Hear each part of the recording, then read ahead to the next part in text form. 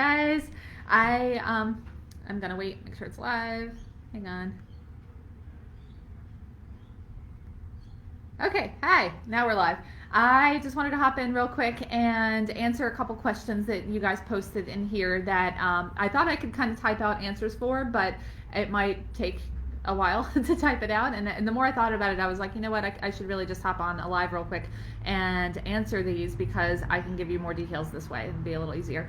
So this is a question that comes up a lot, and I'm glad it was asked. It was, Terry, you asked, how do you deal with trainers in your immediate area who price their services at ridiculously low prices? I know a few in my immediate area that charge less than $100 for 6 to 8 weeks obedience class, and this seems to be a trend I've noticed for new pop-up trainers. People are thrilled with these specific trainers because they seem to be offering the same level of training but for a permanently fixed price. A major annoyance for trainers who know their worth and price their services accordingly. Okay. So great question. And first, is anybody on live? It doesn't tell me. So if one of you guys is watching live, can you just tell me you can see and hear and that it's all good? Just comment for me and make sure. The new format of Facebook Live does not tell you if anybody's looking at you live, and I can't. It's just not there. So just let me know that it's working. Okay. So if one of the questions I had for you was if the trainers in your specific case of the story that you're telling with these trainers nearby, if it is a group class, because 6 to 8 weeks for $100 for a group class is not extremely uncommon. Like that is still really, really cheap for these days for 6 to 8 weeks of group classes. That's like what Petco was charging back when I first started training in like the early 2000s. So it seems like it should be a lot. Hey, Mike, so you can see and hear me. Everything's good. There's like a lot of traffic and bird noise outside. So it seems like it should be more than that now anyway, even for group classes. But one of the first things with separating yourself and competing against cheaper trainers is going to be the actual type of program. So if you also have a 6 to 8 week group class and it's a lot more than $100, then you need to focus on, like, if the program structure is the same, like it's the same number of weeks, same type of program, same everything like that, then one of the things you need to pay attention to is the actual outcome or the results different. So one of the people who commented on that question said, I don't have this problem because I, tell people that I have premium programs for premium price, it's a totally different type of positioning. But, premium programs and premium training in itself doesn't mean much. What does that actually mean to them? What are they going to get out of it? What is the outcome? What is the result? Is the result better? So for example, in my case, when I was training in Pennsylvania, I had a board and train program that was much shorter than a lot of the other trainers' board and train programs, and I was able to do a lot more in that amount of time. And mainly because I only took 1 or 2 dogs at a time, so I could just work with them and get a lot more done a lot faster. But also just the difference in training methods that I was just able to accomplish a lot in a short period of time compared to the other trainers. So that you might just be a better trainer than they are, and you might be able to accomplish a lot more in the same amount of time. So that by itself is a huge value. So just because the structure is the same and the people seem to be promising kind of the same thing for a very cheap amount of money, it doesn't mean that it's actually the same. So when I would talk to people about the programs, I'd say, make sure when you're looking at what's included in the programs that you don't compare based on like cost per week of training. Like, this program is 3 weeks and there's another program for 6 weeks for less money. It's not about the time. It's about actually what we can accomplish in that amount of time, because different trainers train differently and can accomplish different things in the same amount of time. So I would actually literally tell people that, so they knew how to compare dog trainers, that it wasn't about like the cost for the amount of time. If you've been watching the other Facebook Lives I've done in this group, and if you have been watching the mini workshop, then a lot of that will sound familiar. We've been talking a lot about how people don't inherently value the time. The time itself is not what's important. It's what the result that you can get in that amount of time that's important. And if you can get a better result in less time, the program is actually more valuable.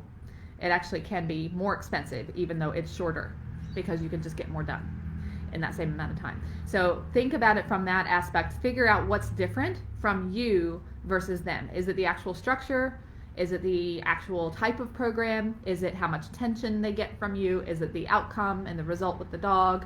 Is it, and what is it exactly about you that's different from them? So just saying that you have a premium training program compared to the $100 for 6 to 8 weeks, that in itself doesn't mean anything. That's just kind of how you're describing it in your own to us, but not to them. To them, you have to make sure that you can clearly show the difference between them and you. A lot of people are of the mindset that you get what you pay for. So $100 to 6 to 8 weeks versus $2,000 for a 4-week, private lesson program. There must be a value difference there. Like, they can look at that and say, okay, well, why? Why is it so much more money for less time? Like, what is the difference? And most smart people will do that. They'll say, well, why is it so much more expensive for less time? And that will automatically, for most, intelligent dog owners who have that mindset of you get what you pay for, will think to themselves, well, there must be a reason why the shorter program is better. So what is that reason? And then that's why you need to know what that reason is and be able to express that. So again, it's going to be because your program type is different, so you can get more done in less time. For example, if it's not a group class, it's private lessons for 6 to 8 weeks, it's going to be more than $100 because they get more attention from you. It's more exclusive.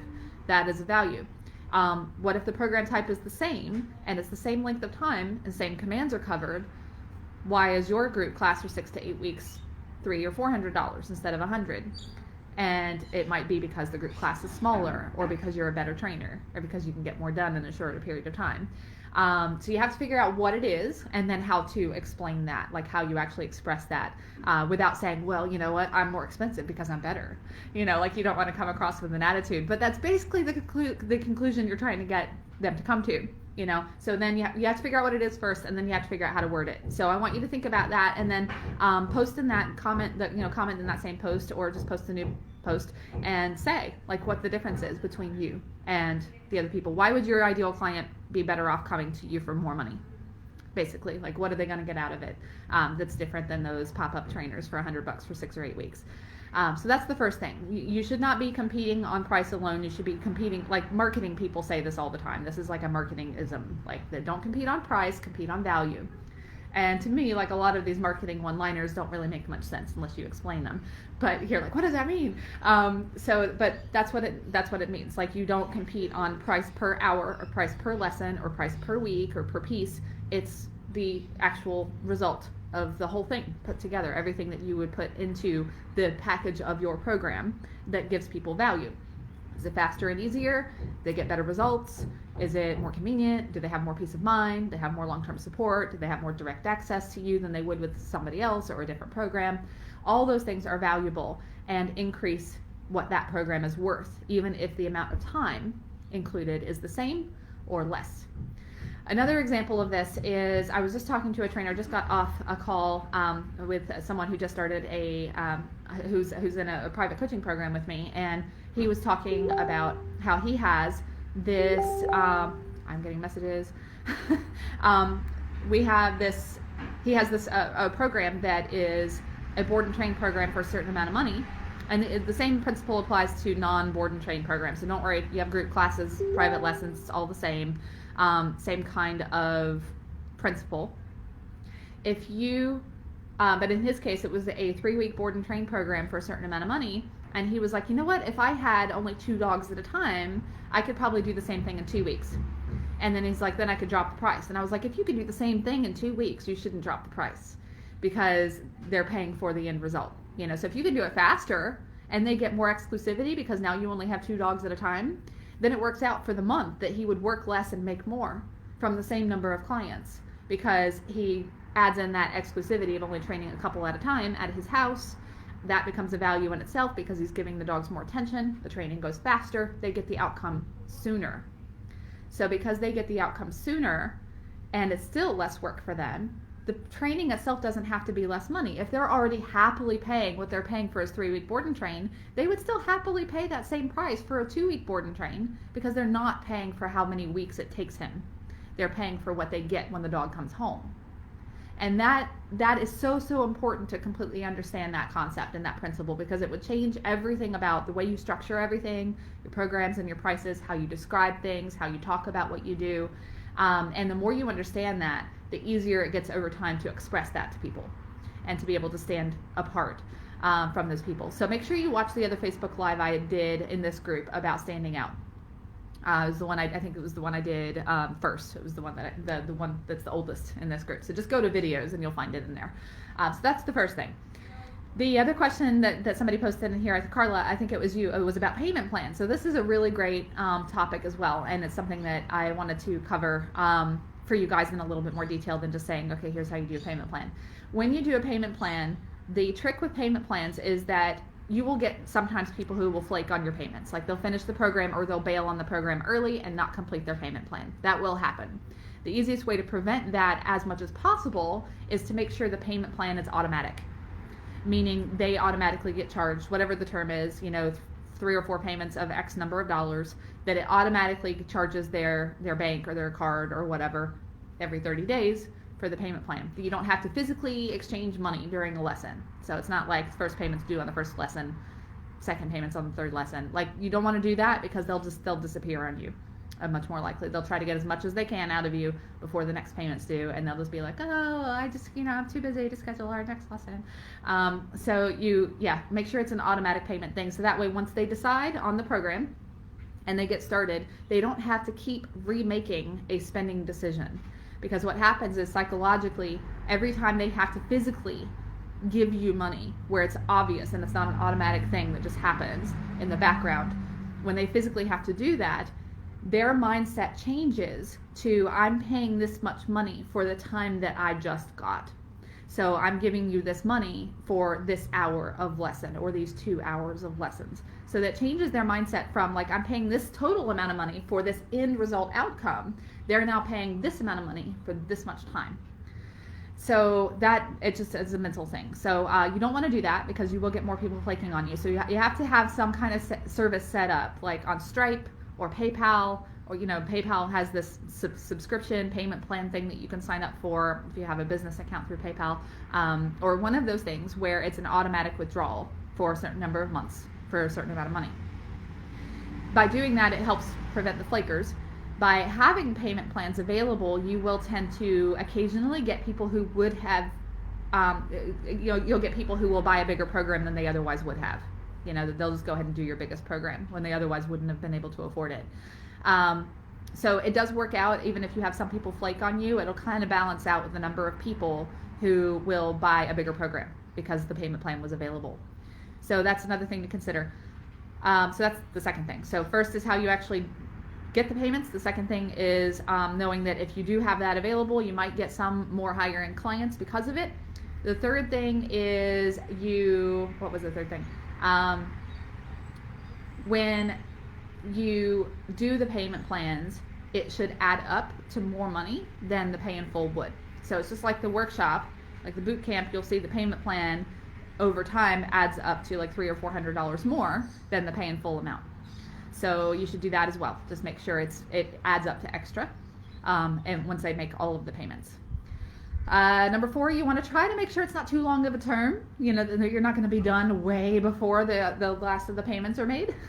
So be careful about that as well. Make sure that they know that all the payments are due. It's not a subscription. They don't just pay it while they're using lessons. It's a payment plan for the entire thing, just like paying off your car. Like it's not a gym membership where they get access to your training while they're paying. It's a payment plan. They owe the whole thing, even if they're done sooner, right? So make sure that's in your service agreement. I feel like there was something else about that as well. So this is the fifth thing. Only offer payment plans when they ask you. So not everybody needs one. And even sometimes when they ask, they don't need one. They're just curious what their options are. And sometimes it's just like a question to fill in the silence while they're trying to convince themselves to spend the money. So I got that all the time. And back when I was training, I didn't offer payment plans at all. My payment plan was, you are absolutely welcome to do a payment plan, and we will begin your program once your last payment is made. So it wasn't really a payment plan. It was like, you can save and pay as you're saving, rather than saving it and then being tempted to spend it somewhere else. Send in checks, and like once you're ready to make your final payment toward the program, we'll schedule your start date. And then that was my answer. If they were like, hey, do you have a payment plan? That's how I said it. You're welcome to make payments as slowly as you would like to. When you're ready to make the last payment, we'll schedule your program, because it needs to be paid in full before we actually begin. And then when I'd say that, 90% of the time they'd be like, oh, no, that's okay. I was just curious. So not everybody needs one, even if they ask. So that's why you need to make sure it costs them more over time if they if they use the payment plan rather than the paying in full, because then it gives them a little bit of a negative. And you just want to, that's the point. You want to have some kind of negative, some downside for them doing a payment plan, whatever that downside is. And then that gives them more incentive to just go ahead and do the pay in full if they can. Because it's always better for you, for everybody. If you just get the money decision out of the way, it's never thought about again. They pay for the program, then they can just move forward and be excited about the outcome of the program, rather than rethinking and redeciding about money throughout the program. When they get back into that mathematical mindset of deciding on the purchase over and over, you'll also notice that they don't listen as well, that they're less committed. They know that there's an out. So if they don't listen and they don't get the results, they could just quit and then blame you that it didn't work. All these things happen. So all of these psychology principles and all the things that work really well for dog trainers specifically, all the variables, all of the examples, all this stuff is stuff that we cover in the boot camp. So again, this is just a very big overhead view. So you guys who are in the boot camp, there's another Facebook group for the students of the boot camp. Make sure you're in that as well, because we cover all of these things step by step throughout the boot camp as well. How to structure what you offer, how to stand out, how to describe what you offer, how to price it wisely so people still pay it and you maximize your income per client, how to do the payment plans, how to word it in your contract. Like all of that stuff is part of the boot camp anyway. Danny, you're asking, what if they didn't ask and they turned you away? Do you come back and ask if they would like to hear about the payment plan? So if they come back and they say, thanks, but no thanks because we can't afford it, then you can say, oh, well, we could do a payment plan if you really would like that program, but you just need more time to pay it. And just, there's nothing wrong with offering it, because they might be saying that just because they decide sometimes people will just say, I can't afford it because they decided they wanted to try something free or cheap first because they're not that much in pain. It's not that important to them. That basically every client you get, the decision is going to be, do I want the money or do I want the outcome? And some people the outcome is more valuable than the money, and some people the money is more valuable. It really depends on how important the outcome is to them, how much the problem is bothering them. It's really what it is. It's all just value mindset, how much people value the thing, over the money. So for me, I can't afford to spend $6 on a little bouncing ball for my kid. Not because I don't have the $6, but because a $6 coffee is more valuable to me. It's not because I don't have the money. It's like, that's so expensive. I'm not spending $6 on a bouncing ball. I will go to the coffee shop across the street and spend $6 on a large mocha. And I did. It's behind the computer. So, it's all about value. And you'll get that all the time when people are like, oh, I can't afford that. And then they go drop $1,000 on the next new iPhone. So it's all value mindset. So you can definitely offer it, but keep in mind that the people who said no because they couldn't afford it, having a payment plan in that case, if they didn't ask for one, may not make a difference, because it might not have been the actual reason they didn't sign up. Not because they physically cannot come up with the money. They just didn't value it enough. So you definitely offer it, but don't necessarily take that as a reason why, that you did something wrong by not offering it at the time in advance before they signed up or before they rejected you. So if it was truly that, then coming to them after the fact and saying, oh, by the way, we can do a payment plan if you need, just let me know, no pressure, then they will, yeah. So, if they say, not at this time, then yeah, chances are that it wasn't a good fit, they just didn't vibe, they just didn't understand the value, or there was maybe even the way you structure your programs, the way you describe them, the way you price them, your sales process, one of those things might need to be improved. Could be that as well. Or it could just be that they just didn't understand why it was worth the money and they weren't in enough pain to justify it. It could have been any of those things. So I'm glad that makes sense. Yeah, so if it was anything related to your skills, the structure, your programs, the pricing, or your sales process, what you actually say, then those are all things that you can learn and fix and improve on. And that definitely is the case for a lot of trainers, that those things just need to be improved in order to get less of the rejections. So if you're getting a lot of people saying, I can't afford that, you're getting a lot, like if you're not, once you get to the point of having a consultation, if you're not getting like 70 or 80% of the people to sign up for something, then probably your programs or your sales process need to be changed or adjusted or improved. So if you are getting a lot of rejections because of the price, then it's probably a skill related thing, more so than a that you just happened to get some people that were a bad fit. Because some of the people who don't understand the value, it is because it just wasn't understood enough because of the way it was explained. So that's why this workshop is here and the things that I'm teaching you, because if you can explain it better and they can see it better, then they're more willing to spend in a lot of cases. So yeah, that's another thing to just keep in mind too, that it might not just be them, it might just be something that you could change and adjust and improve on, and that would make a big difference too. Okay, so I hope that helped you guys a lot with standing out against super cheap trainers and how to handle payment plans. And again, all this was just off the top of my head, seeing the questions here in the group, and I just wanted to hop on real quick and give you those answers. So I hope that helps. Feel free to post more comments, or questions. Make sure you tag me if you can, and when you ask a question, so I make sure I see it, especially if you drop it down below this video. I might not notice that there was a new comment on here unless you tag me, or feel free to send me a message as well. And don't forget that the boot camp is still open. We actually left registration open a few extra days because of everything that's going on in the world. Just like it's just being everybody's a little slow with opening emails and noticing that it's open. And there's going to be like a flood of people who message me in the next 2 weeks and say, I missed it and it's closed and I can't let them in because it's closed. So we're leaving registration open a little longer than we usually do, just with everything going on. So it's open until, I think we decided Friday. But normally it would be closing now. So go to makeitasadogtrainer.com and click on the link for the boot camp, and all the information is in there. If you have any questions at all about that, or if you would rather have my help one-on-one, then feel free. There's a phone number on there. You can text me and get details on that as well, and get on the wait list for that. So let me know if you need any extra help. Danny said, I struggle with that a lot. I'm learning how to better form explanations. Yeah, and that's that takes a while, and it takes a lot of analyzing people and analyzing like how they react to things that you say, or just kind of studying it specifically. Like, that's what I did. I just studied it like crazy and analyzed people until I figured things out over time. Like if I say that this way, it has this effect on people and the way they think, and so on. And that's just what I like to do. I like to analyze people. So it was a little easier for me, but I still had to really work hard at it. And that's why I started doing the workshops years ago anyway for dog trainers, because then it was so much easier for everybody, for me to just be like, here's what I figured out.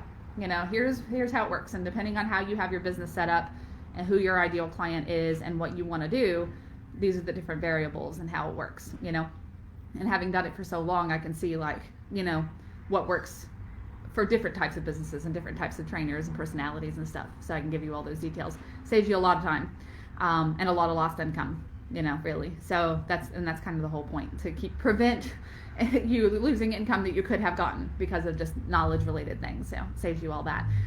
So I hope that helps. And just, if you can't do the boot camp right now, don't worry about it, but just make sure you watch all the free stuff in the meantime, and that'll help give you kind of that direction in the meantime. And then hopefully you can come in next time. Okay, thank you guys so much for all the great comments and all the great questions here in the group, and I'll talk to you guys again soon. Thank you. Bye.